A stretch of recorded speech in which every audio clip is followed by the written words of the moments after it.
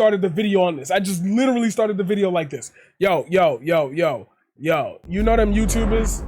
You know them YouTubers that be like, I'm gonna need to see 100,000 views, or like I'm gonna need to see 300K likes. I'm gonna need to see 1K likes on this video. I'm gonna need to see this shit blow up. This is the one. This is the one. Yes, yes, yes. This is the one. I'm gonna make you feel something. In the middle of this, I am gonna read a couple Twitter threads, but I'm gonna interject it with my own life story because it plays so well into everything that I've experienced up until this point that I think here is where we can really target the empathy of people who seem to be missing the point about one of the biggest driving factors of our society today, which is education.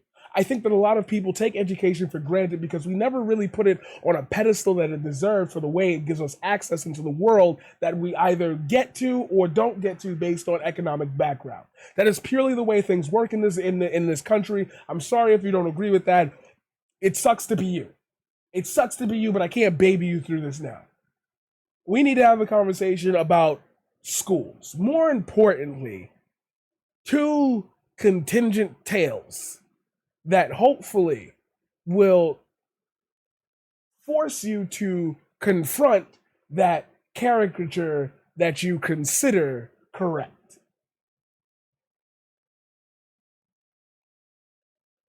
Man, if only that transition landed. If you're on YouTube right now, before we jump into it, hit that like, hit that subscribe, hit that, see what I mean? Ruins it, right? Why the fuck would you want to listen to that? Anyway, y'all know what to do. I need to see 100K views on this. I need to see 1K likes. That's it. I don't want nothing else. Juice the fuck out of this. Today I made a student cry. On a panel for first generation and low income students, we were asked to give advice we wish someone had told us. The rest of my panel said great stuff. Explore. Be adventure. Take chances. So I went in a different direction. Try to lose your guilt.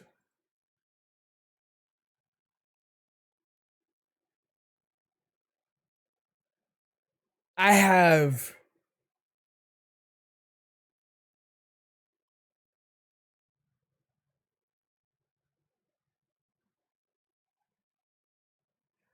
seen kids dragged out of classrooms by the scruff of their neck like they were a kitten. I mean, palmed. And that was supposed to be love.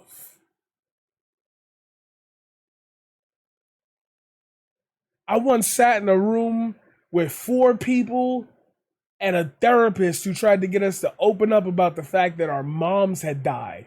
And his mom had died recently. My mom passed away when I was 6 months old. And what was crazy is I couldn't figure out why they would like do that. Like why they would, oh, they were afraid about that one kid who had just passed away. His mom had just passed away. No, they took us out of the class. Like they put us in like a certain room, like little tiny room with the therapist, the teacher, witnesses, blah blah blah. We were never like alone with anybody or anything. Like none of that dumb shit. I mean, like it was like one of them special, like, hey, a topic that concerns you, you can get 15 to 30 minutes out of class to talk about it. They used to try to do these things, which is great outreach. It's just my problem. Like I didn't have an emotional problem. For some reason, as a kid, I was so hyper, and it's the ADHD and the depression, the anxiety, the panic, the fear, the trauma of home. I excelled in school. I had friends. I had bad experiences, but I can't pretend like I was picked on. I there were periods where people didn't like me. Fine, high school, shit like that. I got picked on there. But like even then, those people left. I was highly respected. I'm the only person, like, you see what I mean? I was able to grow up from that because studies were something to import to encase and make important for me. This, however,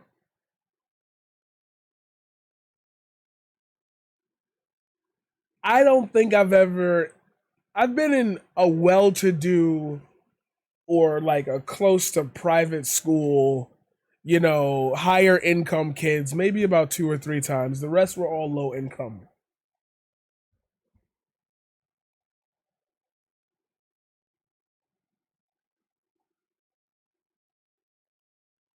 And I have videos of that.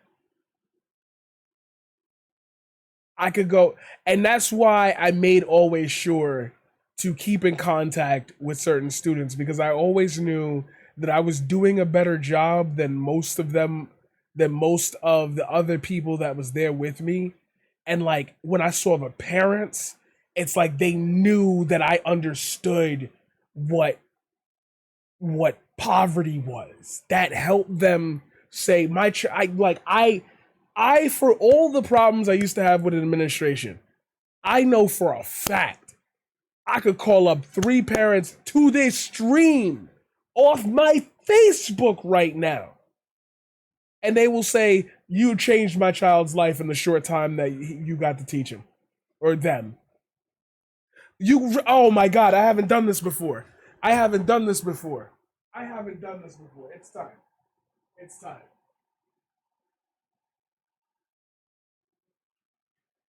It's time.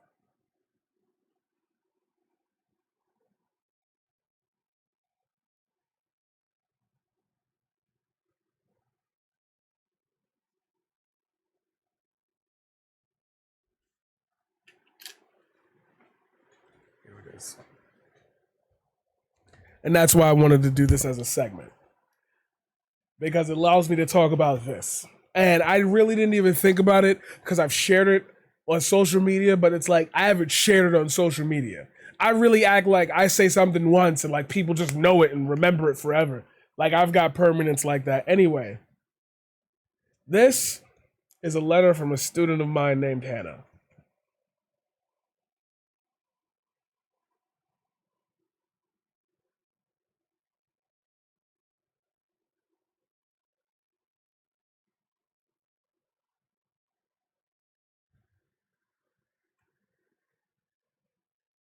Dear Marquise, I've been in love with music for as long as I can remember. From singing to playing 4 instruments, theory, composition, etc. I came here thinking I knew everything. Unfortunately, I didn't. But your patience, passion, and energy helped me through my frustrations. Being told something I created was good was the best feeling I've ever had. This week made me happier than I've been in so long. Thank you for the opportunity to make friends and music. I will practice and get better. One day I will come back an amazing producer. I look up to you a lot. Thank you for everything.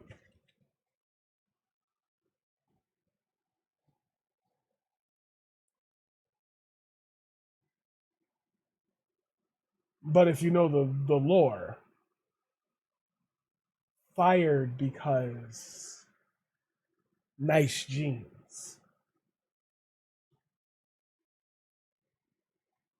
I internalized guilt, is what I'm getting at. It was always my fault. Because that type of note, that type of wording is something I put in my poetry and expect people to just feel that shit. Now I got students coming up to me, but my friends, my supposed supporters, never there. I spent all that time appealing to everybody when I got my homies coming through all the time. We all got different lives. We all grew up together. I'm tired of seeing you, bro. I've been selling you for 20, 25 years. But it's like this different. This right here, that what I just read, that's my promise to Hannah. One day, I'm gonna become the biggest fucking Twitch streamer ever. And right when I'm at the top of your viewer list. The day that somebody screenshots and says, yo, Paradigm, I wanna let you know it finally happened. You're at the top of the streamer list of the people that I follow. Still in contact. Still know her name. Still know where she at. Do you still make music? I never thought about it. I don't know how her life is going right now. Not like I'm talking to her every day. Um, but she's like, I didn't really think about it very much, and I kind of, yeah, I could make some music. Here, let me give you the platform. Let me give you the platform. Lucky you still breathing? Let me let me let me be the human being that changes your life. Let me be the the blessing that carries you through. Like that, to read a student to tell me that, like, I didn't get that. I didn't get that at all. I didn't get to have that at all. Like, even now, I still don't even have the level of privacy to get into this story with you. But I gotta earn that. Hello, welcome in, Raiders. Um, I'm in the middle of a YouTube segment, and it's so impossible to explain to you if you've never seen me before how much of a thread I just tied. So I work in seasons. I do Twitch streams in seasons. Each season is a bigger buildup of a bigger meta theory. We are trying to solve the answer of the universe. We've gotten close. We have some very fun theories. There's the lore about the fact that gun is the thing of everything. Gun, everything in America leads to gun, and as a matter of fact, the answer to 42, the answer to what is the answer of the universe? It's 42, and the letters in gun add up to 42. It's crazy. There's a whole thing. I have alter egos, different patterns. Like, there's so much that goes on here that one stream ain't enough. You're gonna get hooked. You're gonna get hooked. You're gonna want to know. You're like season episode 24. Like, how long do I gotta catch up? You can go check the links in the description down below. It'd be an honor to be your entertainer for tonight. Thank you, Wekasui, for trusting me with your audience to entertain them. We were just actually in a deep moment because I'm covering the idea that we have failed to kind of gather the energy for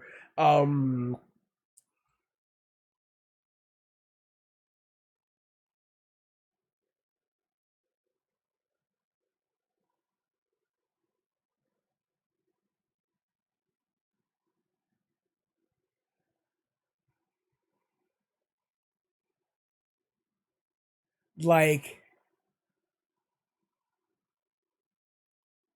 there's just this crux of, I know people are special, but what happens when that guilt like weighs in your head? Like, remember, I dealt with Dylan Burns and all of them, and I was like, yo, I used to watch you guys. My first main show appearance was with Destiny. Like, my first show appearance was with the guy. And I felt guilty, like I didn't earn that. 3 years later, I'm trying to put shows together. I'm trying to put panels together, get this together, get that together. And it's like, I did it all already. I put it all together. Like,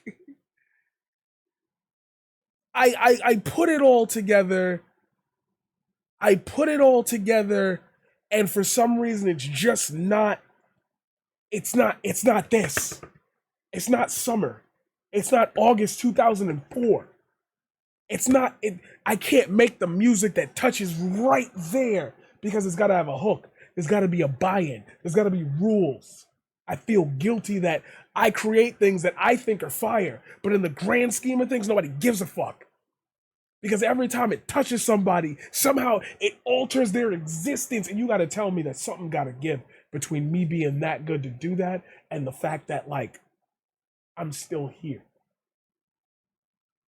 There's got something's not connecting. Is it the consistency? Is it my skin color? Is it my words? Is it the fact that I didn't graduate college? Is it the fact that I didn't decide to go somewhere and become an entertainer by accident? I just sat down in front of a camera and started editing stuff, and all of a sudden I'm supposed to be this thing. Where's the proof, Paradigm? How are you supposed to, where's the evolution? Like, you're complaining about getting the top spot. You want the top, you want all the viewers, you want the top spot. Everybody wants the top spot. Everybody wants to make a living wage. What gives you the right to say that forward? It's because if I had it, I could do it for others. And maybe we can make better people famous. The person who just rated me, like,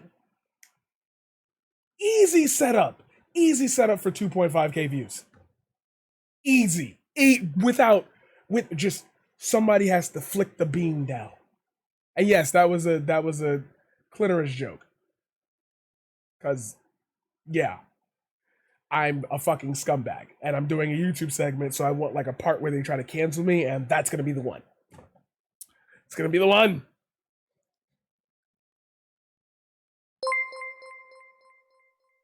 But like, you're new here, and I'm still addressing you, and now you're seeing the different setups, and you're like, oh, you do poetry, and I'm like, yeah, I do, and I have cool transitions, and my scenes are all great, and I have the most insane emotes of all time. I've got 7TV, and we've got like the nastiest. Yo, somebody type these in capitals in the chat. Show them what we do over here. We be having our horny hours and shit.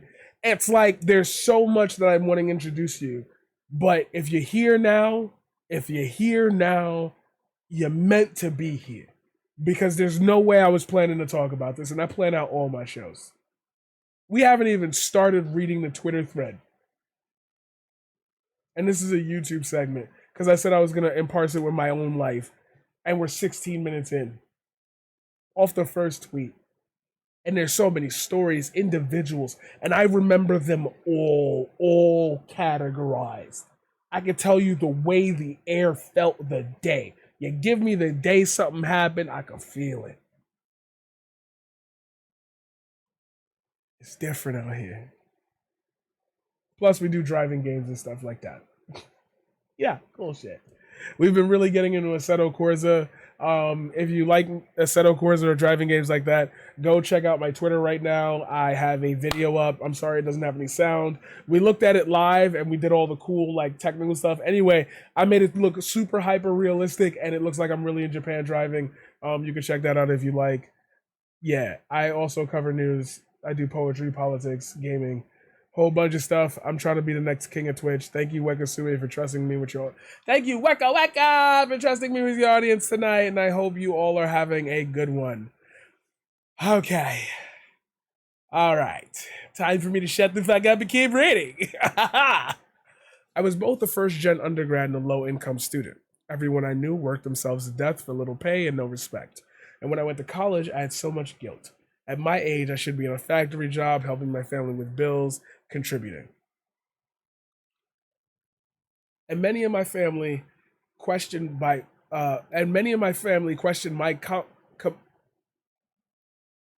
and many of my family questioned my commitment to college. Okay, that was a mistype. Okay, when will you get a job? When are you gonna do? What are you gonna do with that degree? I felt useless and juvenile, and I overworked myself to prove that I was doing something useful. I was laboring. My advice was this: don't work yourself to death because you feel guilty you're not working yourself to death. And a student burst into tears, and another had an amen. Guilt is huge in first generation and poor students this time of year. Be attentive, be aware. They are a group that need help over their entire university career.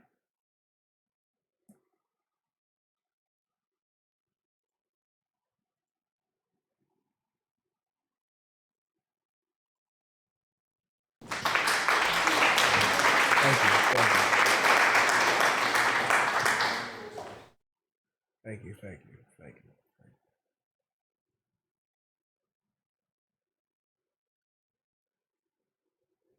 I was the first person in my immediate family to go, and I got a bachelor's degree in English. All my parents have said is, what are you gonna do with that? And why'd you get loans? And you shouldn't have gone. There's a lot of guilt, especially when your parents aren't supportive. Why'd you get loans? Do you have an extra 6K lying around that you'd like to share, Mom? Some of us have rent and tuition and food to pay for effects. Which leads me to part two. Today I heard from a parent that their son was terribly upset when he got COVID. because it would ruin his 100% attendance record. At the end of the year, those with 100% get book tokens and certificates in assembly. Here's why politics like that should stop. Which is going to lead me to the first thing I wanted to talk about, and the whole reason why I brought up this long ass segment and why I said I need 100K. I need 100K views and I need 10K likes. You better samurai slice that like button. Come on, because I'm gonna just steal that shit. Thank you, Corey Kenshin. I love you, and I hope you don't think I'm actually trying to rip you off. I'm just having fun.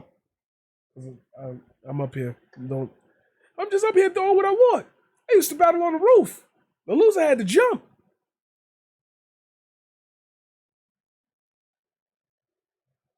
I had to get the feel. Terranio! You don't know what terrain you on.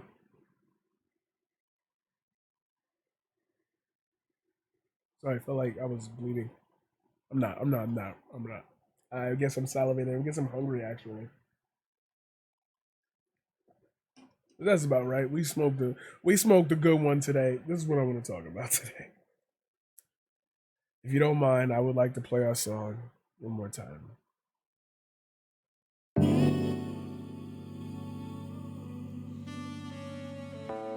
Ladies and gentlemen,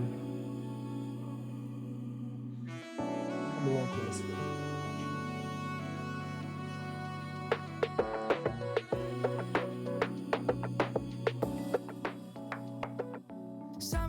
I was one of those kids. I was one of those kids that had to be at school every day. I'd have to drag myself out of bed even when I felt like garbage. I'm gonna get that 100%.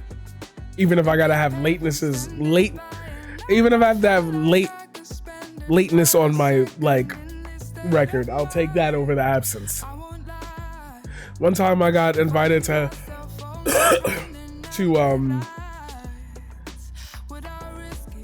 I was gonna say audition, but it was the first round of selections for the Posse Scholarship Foundation, which was a scholarship, free ride, all paid for college. I made it all the way to round 3 of that. Final round, they give you 3 choices at the end of college. 3 choices at the end of the process for which college you want. I made them choose one outside of that because I said I'm not going to sign up for this if I don't get what I want. Got what I wanted, turned them down. It didn't feel like August 2004.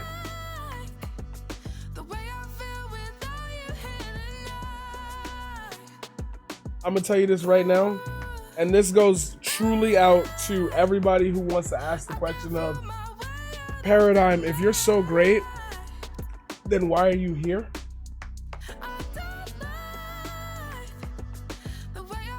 Because of the trauma that I experienced that I wasn't allowed to talk about because the only person that lived in my house was my dad, and the fact that it was impossible to build a relationship with somebody and invite them into my house for them to learn about what was going on with my dad. Because of all of that and the build up to, I didn't feel like I deserved it.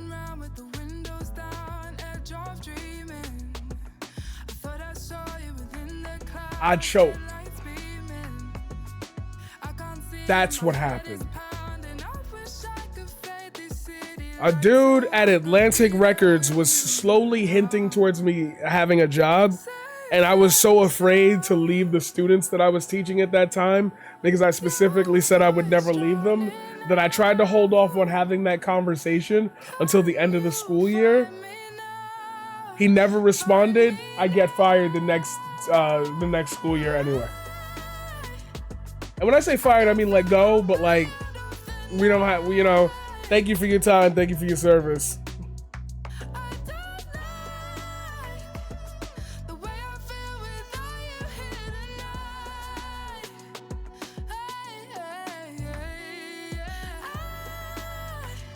I just choked. The greatness is still here. That's the whole other problem of it, is that it's still here. I'm still here.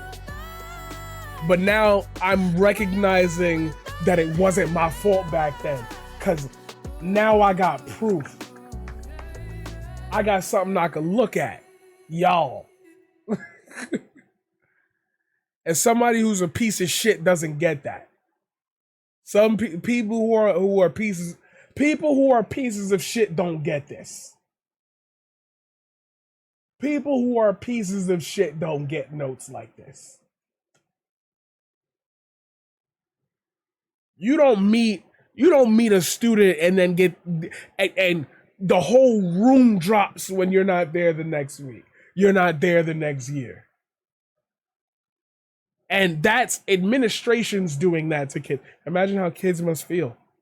I remember going back to the last school that I was let go of right before the pandemic too, which was crazy.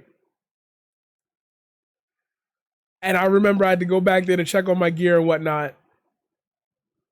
And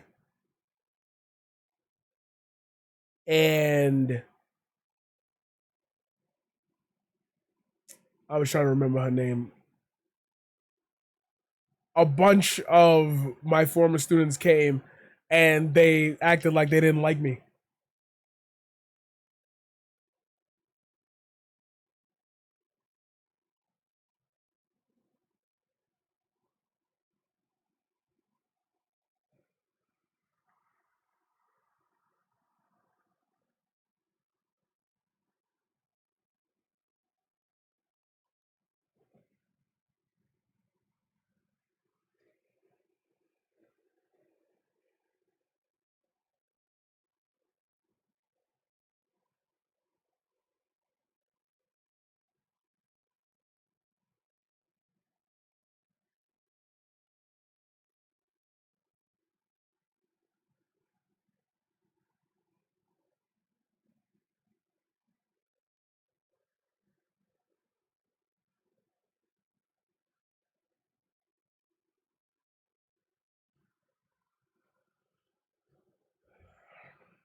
I didn't think I could be free from it.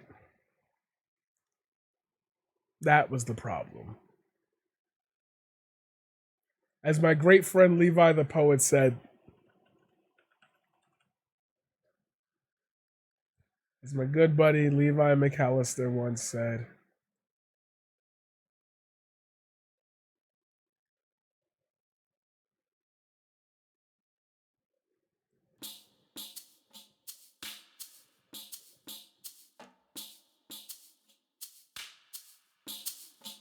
God, when the sun sets or escapes, there's a painter that paints, and when he paints, we just take in the ripples the paints make when they swell against the textures on the page, and name them waves.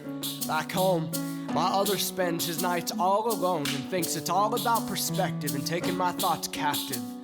He'd be captivated by it. It's all counterfeit. It's all functional saviors that don't function or save you. It's all identity drift. It's all grandiose promises exposed as illegitimate. It is the way my father seeks and swears by, like it will bring unity to our family. It's the way the work brother drove away the same day that she drove the man to drink and called it killing two birds with one stone. Or three, if you count me. I was a seed. She used to say I was the only beautiful thing that ever blossomed from her branches. Guess I wasn't quite beautiful enough to keep. The gun was cocked and loaded years before I ever heard her leave. But we always saw her finger on the trigger, trembling. There's a world that's broken by the bullets that we call our parents. Just saying.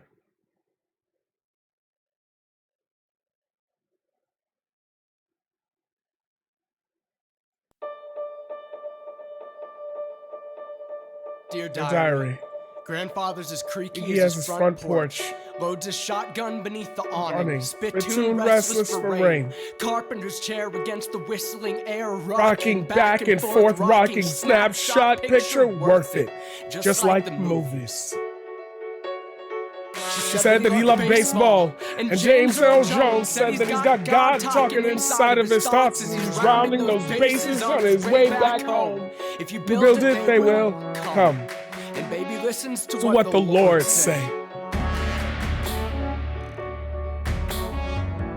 We were on Build It for nearly a decade.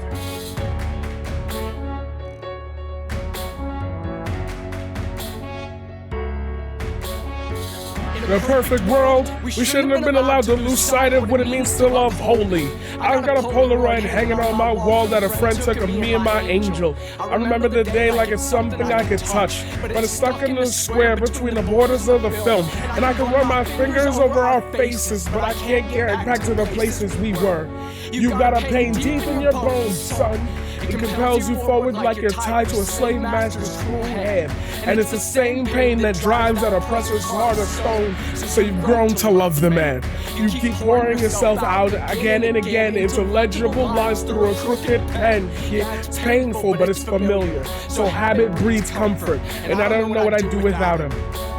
So in the early morning, when you've fallen asleep in our home, I drift back into the memories that I've claimed as my own and wonder if tonight will be a night that I hang on my wall like I did before I stopped taking photos. Out of the habit of not being comfortable with not trying at all. In a perfect world, we'll have the albums labeled seasons with chapter headings, and we'll staple them to the cork board that hangs at the foot of the bed. There's longevity in a memory spilled out in pen, and if a picture is worth 1,000 words, then I've written down every one of them.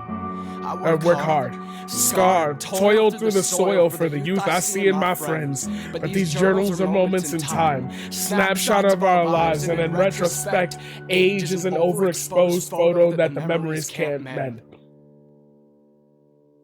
No, my sweet seductress, and her name is depression. I wrote best beneath that demon's destructive oppression.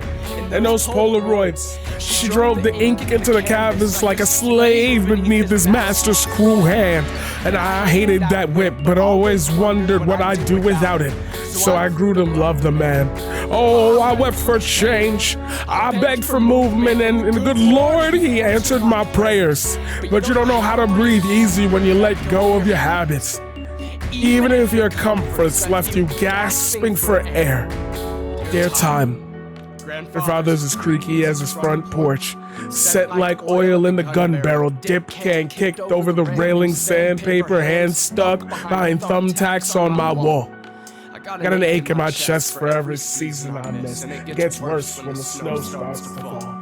There are butterflies alive in that couple's eyes. A few years were by all times. The phone starts to ring. I still hear their wings when you call. But I begged for movement and got what I asked for. And I could picture the answer like it came yesterday. And in the land of the gods, I think that things are timeless, but we are still prone to decay.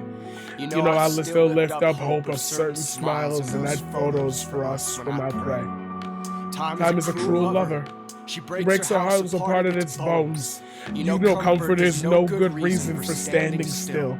And idle hands build nothing that you can call your own.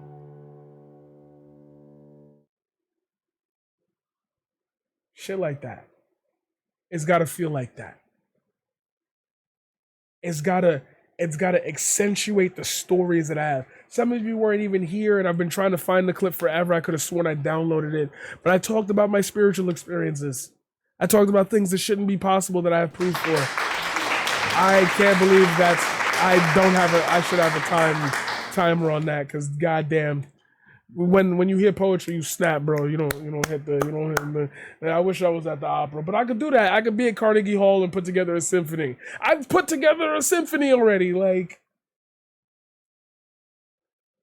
I had to achieve everything, and when I got to that Posse scholarship, and I turned that shit down, I went back and I submitted the note to let them know, like, it's a note that goes on your record that you didn't miss the day. Somebody didn't process it. Somebody didn't get it. I never got the perfect attendance award, even though I showed up for school every single day.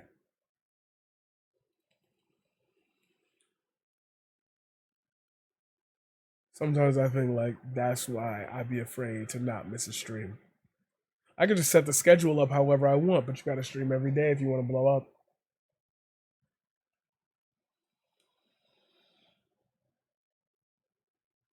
Gotta put your heart into it, kid. Who cares about anything you don't put your heart into?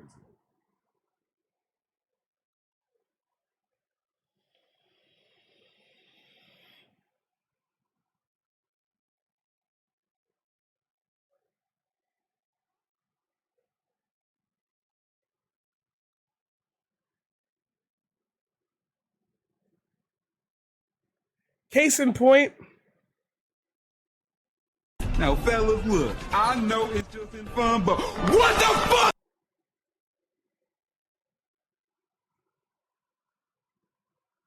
What's the problem, you might think, with rewarding those who turn up day after day?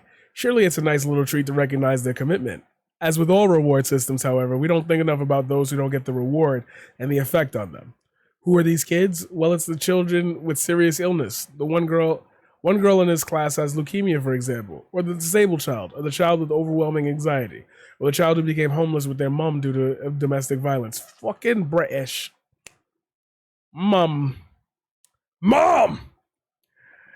It's the kids who find school most difficult and have the most challenges who struggle to attend. What happens to them when everyone else goes up to get their book tokens? They are punished. They are punished because their absence of reward acts as a punishment for them. Whenever there are rewards, the flip side is punishment. When we reward one person, the others are punished by the absence. When we reward someone one year and then not the next, that again, the absence acts as a punishment. It makes them feel bad. Of course, we know this. We know that children feel bad when they don't get something and others do. This is in fact pretty well how rewards are meant to work. They are meant to motivate. The idea is that children will try harder to get the reward. So what's the problem? The problem is that 100% attendance isn't about trying harder. It's largely about luck, particularly at primary school. Luck not to get ill, luck to have a stable family, luck to be the kind of person who doesn't find school overwhelmingly stressful. Rewards for 100% attendance reward the lucky, and by doing so punish the unlucky. The lucky feel good and the unlucky feel bad.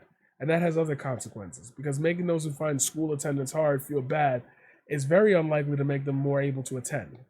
It contributes to anxiety because children are aware of the consequences of not getting 100%, and some of them will become really anxious about it. For others, it will contribute to their anger and their feeling that they aren't valued as much as others. So yes, the proud children up the front of the assembly can't see a problem, and their parents think it's just a nice gesture, but it's so easy to ignore the effect on the least advantaged. We celebrate the winners and the losers are invisible, shamed into silence. This happens again and again in our education system, and that's why I keep banging on this drum. Every intervention should be evaluated for its impact on losers as well as winners. If it's not enough to pretend they all could be winners, it's not enough to pretend they could all be winners if they just tried hard enough. These reward systems come up often when I talk to young people who are disillusioned and burnt out by school. The significance of book tokens goes beyond the money. They signify approval, status, validation. And to those who don't get them, they signify the opposite. It encourages children to show up sick. That cold could be the RSV or whooping cough that kills someone's infant or immunocompromised family member, to say nothing of COVID. And it teaches them to ignore their physical and mental health, which exploitative employers count on. The funny thing is that public schools are exactly meant to train people to work in ways that satisfy old-fashioned oligarchs, as opposed to working in ways that actually benefit everyone, including said old-fashioned oligarchs the most. It also penalizes observant Jews and religious Muslims who take off for their respective holidays. People from my hometown flipped several years ago when a local school announced they would no longer punish students for missing tests when absent on religious holidays. People said, can you imagine if Christians wanted to be exempt, like they don't get 10 days off for Christmas? After 10 absences in any class this year, you get a failing grade in that class in my daughter's school district, regardless of whatever grade you had. Says to me they want COVID positive students in the schools. Also, attendance policies are inherently ableist, especially with college professors that will start lowering your grade with each absence, which is infuriating as a chronically ill physical and mental student. They'll lower your grade for each absence if you're ill or disabled, but don't worry, the sports kids get unlimited absences and special tutors. Case in point.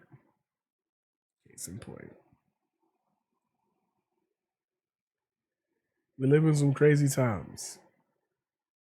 And I wanted to express to you that the education system has failed us. But there are people here who still care. Yes, we still care out here. Because I'm apparently still skin dread. And you know what you should care about? Hitting that like. Hitting that subscribe. Rolled you. Roll credits. I'm out of here.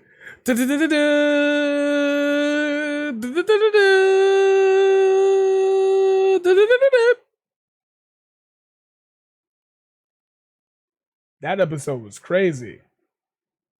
I got a podcast. It's called Even More News. I got a YouTube channel. Oh, you're watching this on YouTube, so you should subscribe to the YouTube channel. I got a Twitch channel. The link is also in the description. I'll be going live. I know it'd be easier to tell you a schedule, but like I'm usually live on weekdays around between 3 and 6 p.m. to 12 p.m. usually 3 to 12 p.m. Yeah, that's me. Or sometimes later I deal with depression, but like, yeah, come check it out.